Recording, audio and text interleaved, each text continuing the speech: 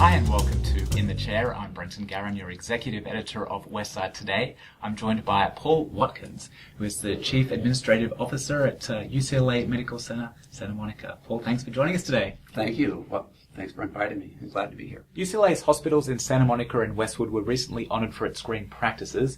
Can you share a little bit more about this? Well, sure.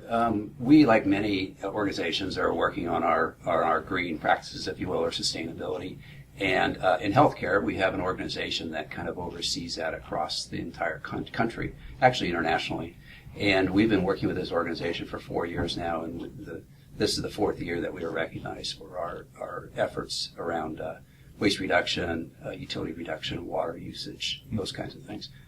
In healthcare, it's a little bit difficult because there's so many regulations, but we continue to find ways to be innovative yet use less resources. And particularly in mercury, our facilities are now mercury-free. Your hospitals also recently decided to change toward antibiotic-free meat.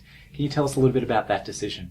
Actually, the 80% of all antibiotics used in the United States or sold in the United States are used on animals, and only a small part of that is actually for health. The rest of that is the growth hormones. And you and I and the public are becoming immune to antibiotics through our diets. And because they're in our system all the time. So when they really need to work for us when we're 80, 90 years old, it likely won't.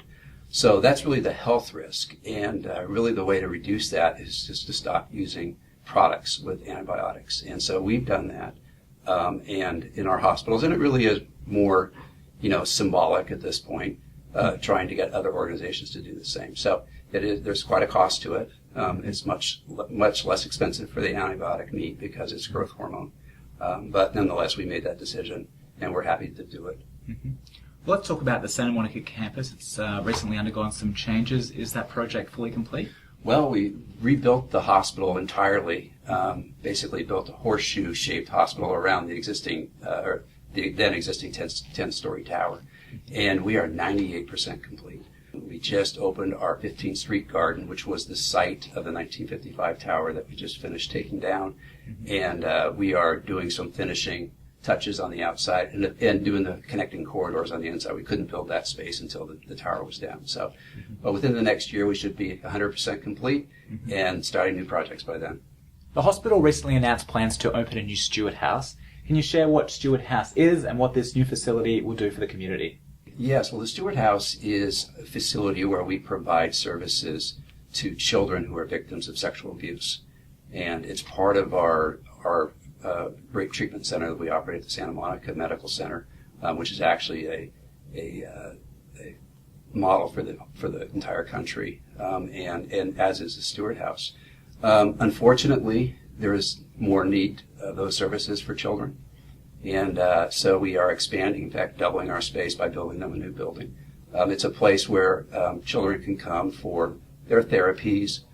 If it's a police case, the police can meet with the children there and their parents, those kinds of things. And it's been in existence for a number of years now and just basically outgrew its facility. So we just started on that, and that'll be finished about a year and a half.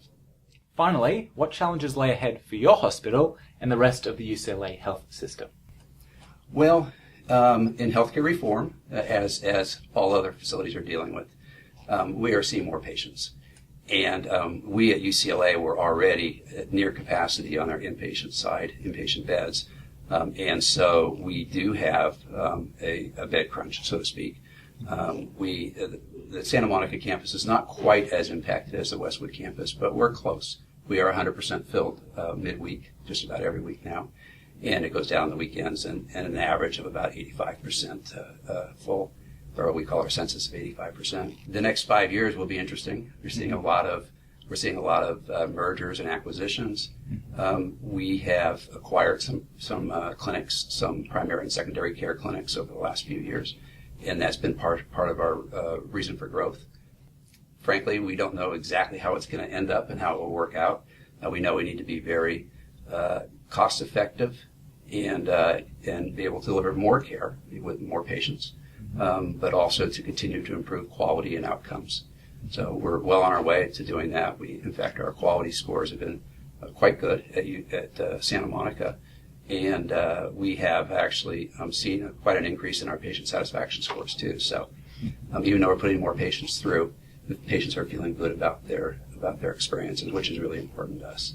Fantastic, and certainly interesting times to come. It is, yes. Well, Paul, thank you for coming in and sharing your insights with UCLA. Thank you much. We'll be back next week, so don't forget to check out westsidetoday.com to see who's in the chair. I'm Brenton Garen for Westside TV.